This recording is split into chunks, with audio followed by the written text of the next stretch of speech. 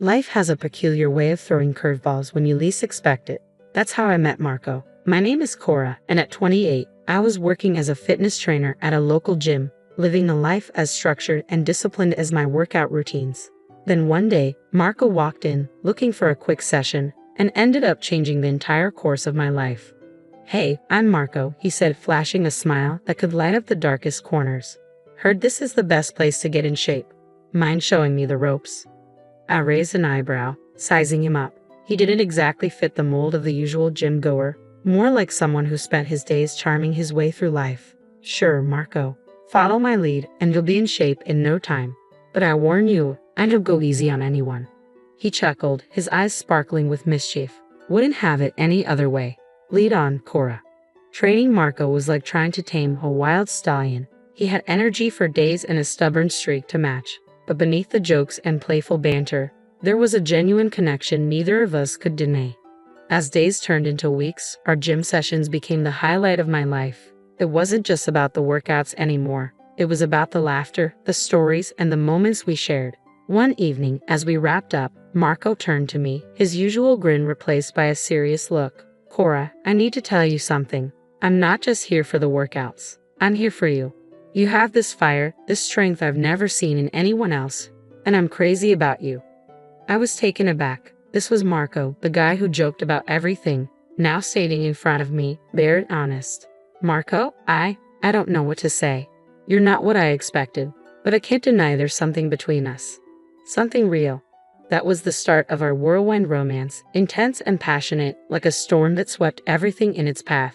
Before I knew it, I was saying "I do" to the man who had walked into my gym and turned my world upside down. But the fairy tale didn't last long. After the wedding, Marco dropped a bombshell that would set the stage for the battles to come. "Cora, we need to move into my mother's house. Family is everything to me, and I need to be there for them." My stomach dropped. Maria, his mother, was a force to be reckoned with, sharp-tongued and critical, a stark contrast to Marco's warmth. And then there was Sofia, his sister, a mirror image of her mother's arrogance and disdain. "Marco, are you sure about this? Our relationship with your mother and Sofia is strained, to put it mildly. Is this really the best idea?" I asked, trying to keep the worry out of my voice. He took my hands in his gaze earnest. "I know it's not ideal, but family means everything to me. We'll make it work, I promise. It's me and our little family against the world." Moving into Marco's family home felt like stepping onto a battlefield. Every day was a struggle under Maria's strict rules. "Don't forget the dishes need doing, and the living room needs a good dusting. We run a tight ship here," she would say, her voice dripping with anything but warmth. I would nod, biting back the retorts that threatened to spill. "Of course, Maria. I wouldn't want the house to be anything less than perfect." Sofia would smirk from her perch at the kitchen table, her eyes scanning me like I was some bug under a microscope. "Yeah, Cora, and try to keep up. Will you? We don't need any dead weight around here." The days felt long, the work unending. It was like living in a loop, each day a repeat of the last. Cleaning, cooking, trying to find my footing in a house that felt like a minefield. Marco was there, but not really. His restaurant was his world, and I felt like a ghost in his family home. Then, life threw me another curveball. I was pregnant. The news should have been a beacon of joy, but in Maria's house, it was just another ripple in already troubled waters. "Pregnant, huh?" Maria's voice was flat, her eyes hard. "Well, don't expect any special treatment. This house doesn't run itself, you know." I placed my hand instinctively on my belly. "I don't expect special treatment, Maria, but I do expect some understanding. I'm carrying a child, your grandchild." That shut her up, if only for a moment. But the chores piled up and the glares grew sharper, making the house feel smaller each day. Sofia was no help, watching my struggles with a satisfied smirk. "You're slowing down, Cora," she would taunt. "Can't handle a bit of housework. What kind of mother are you going to be?" I wanted to scream, to lash out, but I held it in for Marco, for the tiny heartbeat grew stronger each day. The tension was a constant companion, an unwelcome guest at every meal and every moment. "Marco, please talk to them," I pleaded one night, the weight of the day heavy on my shoulders. "Your mother and Sofia treat me like I'm nothing, like I don't belong." He sighed, a tired sound that spoke volumes. "Cora, they're just set in their ways. It's how they've always been. Just give it time, it'll get better." But it didn't get better, it got harder. The house became more suffocating, Maria and Sofia more relentless. I was just trying to keep my head above water and protect the tiny life that depended on me. Each night, as I lay in bed, the moon casting shadows across the room, I felt the weight of my reality pressing down, heavier than ever. I made a silent vow. I wouldn't let them break me. Their disdain and sharp words wouldn't define me. I was stronger than they realized, and one day they'd see, this house, this battlefield, would be mine to conquer. Becoming a mother was supposed to be the most beautiful chapter of my life, but in Maria's house, it felt more like a trial by fire. Luca was my little bundle of joy, my ray of sunshine amid the storm. Yet every coo and every cry was met with relentless pressure and criticism from Maria and Sofia. Really, Cora, can't you keep that child quiet? Maria snapped, her tone sharp as knives, every time Luca whimpered. I held him closer, whispering words of comfort, trying to shield him from his grandmother's harshness. He's just a baby, Maria. Babies cry. That's how they communicate. Sofia rolled her eyes, her voice dripping with disdain. Oh, please, you're just not doing it right, Cora. Maybe if you paid more attention to him instead of feeling sorry for yourself, he'd be quieter. Their words stung, each one a reminder of how out of place I felt in this house and this family. It wasn't just the verbal jabs, it was the scrutinizing looks, especially after my body had changed during pregnancy. The weight I'd gained became a favorite topic of ridicule. Looks like those fitness trainer days are long gone, huh, Cora? Maria would chuckle, her smirk infuriating. Better lay off the sweets if you want to fit into your old clothes again. I clenched my fists, forcing a smile to hide my hurt. I'm proud of my body, Maria. It brought Luca into this world. The weight is temporary, but the love I have for my son is forever. But my defiance fell on deaf ears. I was the outsider, the intruder in their perfect little world. And no matter how hard I tried, it never seemed to be enough. Enough was enough. The constant belittling from Maria and Sofia wasn't just chipping away at my spirit. It was igniting a fire within me. A fire to reclaim my life, my body, and my self-respect. I decided to take control right there in the suffocating walls of that house. I started small, turning the corner of my room into a personal gym. It wasn't much, just a mat, some weights, and a determination as strong as steel. This is it, Luca, I whispered, cradling him in one arm while setting up my phone to record. Mommy's turning it all around, starting now. The first few days were tough. The exercises left me breathless, my muscles screaming in protest. But each drop of sweat and every aching limb felt like a triumph. You think you can just bounce back, Cora? Maria sneered one day, watching me pant through my routine.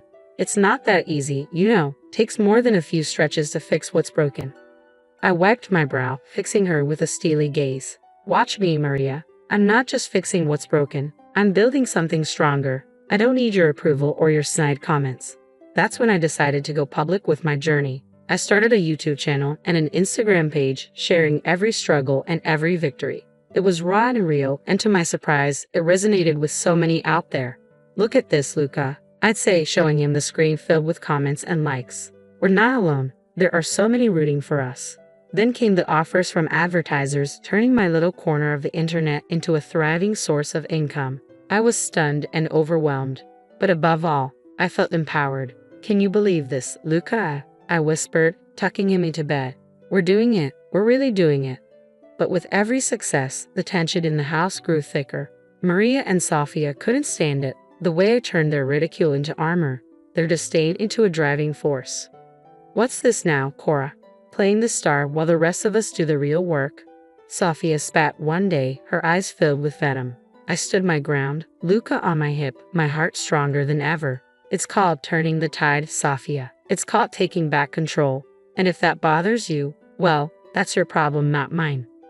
What once felt like a prison was now just a backdrop. My world was larger, brighter, filled with the love of my son and the support of a community that saw me for who I truly was. The success of my online channels was a sweet victory, but it brought a new kind of challenge. Marco was stunned by the numbers, the comments, the sheer scale of it all. But his pride was bruised. He didn't want the world, especially his family, to see the shift in our roles. Cora, this is incredible, he said one evening, his eyes pleading. But you know how my mother and Sofia are. Please, let's keep this between us. I don't want them thinking I'm not the provider. I sighed, the weight of his request heavy on my shoulders. Marco, I'm proud of what I've achieved. It's not just about the money. It's about respect, about independence. He nodded, reaching for my hand. I know, and I respect that. But in this house, it's complicated. Let's just keep it our little secret for now. Reluctantly, I agreed and began transferring $4,000 a month to Marco's account. The irony of the situation wasn't lost on me. Maria and Sofia continued their tirade, oblivious to the truth. They saw me as a leech, living off their precious son and brother. "You're just a freeloader, Cora, always taking and never contributing," Maria snarled, her words as sharp as ever. I held back my retort, using my silent shield against her barbs. "I contribute in my own way, Maria, not that you'd ever acknowledge it." Sofia was no better. "What do you even do all day, Cora? Lounge around while we do all the real work." Their ignorance was a bitter pill to swallow, but I swallowed it anyway. My focus was on Luca, my channels, my newfound strength. I'd walk with my son in the park, my camera constant companion, capturing moments, workouts, and the real me that they refused to see. "Cora, you're wasting your time with those videos," Maria scoffed, watching me edit my latest post. But the numbers told a different story. The subscribers, the views, the comments. They were real, tangible, and they were mine. Maybe to you, Maria, but to me and to thousands out there, it's anything but a waste, I replied, my confidence unwavering. Marco's restaurant troubles added another layer to our already complicated life. One day, he approached me, his pride barely holding back his desperation. "Cora, the restaurant is struggling. I need help. Could you? Would you lend me some money just to tide things over?" His vulnerability was a rare sight, tugging at my heartstrings. "Of course, Marco, I'll help. But this isn't just a loan. It's an investment in us, in our family." His relief was palpable, but it was tinged with an unspoken truth. I was the lifeline, the silent savior of the family facade. As I transferred $10,000, I watched the gratitude and guilt flicker in his eyes. I sensed the balance had shifted. Time in that house felt like a ticking bomb, with each day bringing us closer to an explosion. Sofia's marriage introduced her husband, Rick, into our already cramped space, and his presence only heightened the chaos and tension that had become a constant in our lives. "You two just take up space," Maria sneered, her words slicing through the crowded living room. "You're nothing but freeloaders, Cora, you and that kid." I clenched my teeth, hugging Luca closer. "We're family, Maria, or at least that's what a house like this is supposed to mean." But when Sofia announced her pregnancy, Maria's attitude shifted to something even harsher and more direct. "This house is getting crowded, Cora, and frankly, you and your boy are just in the way." The words stung, but before I could muster a response, Marco dropped a bombshell of his own at dinner.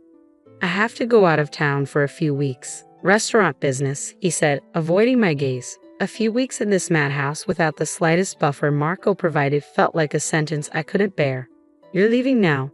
With everything going on?" I asked, my voice barely a whisper over the lump in my throat. He didn't meet my eyes. "I have to, Cora. It's important." And just like that, he was gone. The door shut behind him, and the weight of his absence settled over the house like a thick fog. I tried to maintain a semblance of normalcy for Luca. We went for walks, did our workouts in the park, anything to escape the suffocating atmosphere of the house. But when we returned from kindergarten one day, the sight that greeted us froze me in my tracks. Our belongings, bags, suitcases, Luca's toys, were piled outside the front door like trash. "Mommy, what's happening?" Luca's small voice trembled with confusion and fear. I swallowed hard, fighting back tears as I approached the door. "Maria, Sofia, what is this? Why are things outside?" I demanded, my voice shaking with anger and disbelief. The response came cold and merciless from the other side of the door. "You heard me, Cora. The house is too crowded, and you two are just taking up space. It's time for you to leave and find somewhere else to call home." Maria's voice was like a knife, and Sofia's echoing laughter twisted it deeper. I stood there, my whole world collapsing around me. What should I tell Marco? What would I say to my son when he asked where his father, his home, had gone? Their laughter was the only answer, a cruel reminder that we were expendable. An inconvenience easily discarded. With a heavy heart and a mind swirling with shock and betrayal, I gathered our belongings. Holding Luca's hand tightly, I stepped away from the house that was never a home. The pain was sharp, the betrayal bitter, but it was the clarity of the moment that struck me most. This was the end of one chapter, a chapter of struggle and pain, but it was also the beginning of something new, something ours. I rented an apartment, a small but safe haven for Luca and me. As I unpacked our lives, the reality of what had happened, and what I had escaped began to sink in. I was alone, but for the first time in a long time, I felt a flicker of hope, a sense of freedom. Settling into the new apartment was a bittersweet experience. It was a sanctuary where the shadows of Maria's house couldn't reach us. I meticulously arranged our belongings, trying to make the space feel like home when my phone buzzed with a message that sent shockwaves through my world. It was from Sophia, her message laced with sickening glee. "You think you know Marco? Think again, Cora." Attached was a link, a portal to a truth I had never imagined. Trembling, I clicked it, my heart racing. I clicked the link, and my world fractured as the screen lit up with images that shattered my reality. There was Marco, not mired in restaurant troubles but tangled in the arms of another woman. Their intimacy was unmistakable, the photos standing in stark contrast to the lies he had spun for me. The most recent shots were dated just yesterday. The business trip, the stress, everything had been a cruel facade, and I was the unwitting financier of his double life. A numbing cold washed over me, the pain and betrayal intertwining into a fierce resolve. For years I had been the backbone, the silent supporter of a man who lived in shadows while his family treated me like dirt.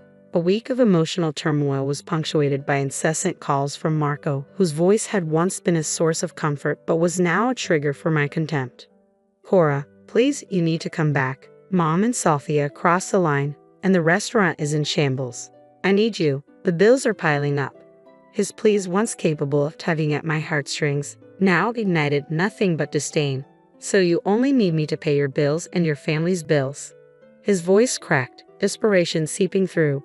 "We're still a family, you, me, Luca. Isn't that worth fighting for?" A bitter laugh escaped me. "A family? Is that what you call this charade?" "No, Marco, we're far from a family. And as for your restaurant, your debts are yours to deal with." Silence fell heavily between us, almost tangible. I could feel the weight of his predicament pressing down on him. "But Cora, the money?"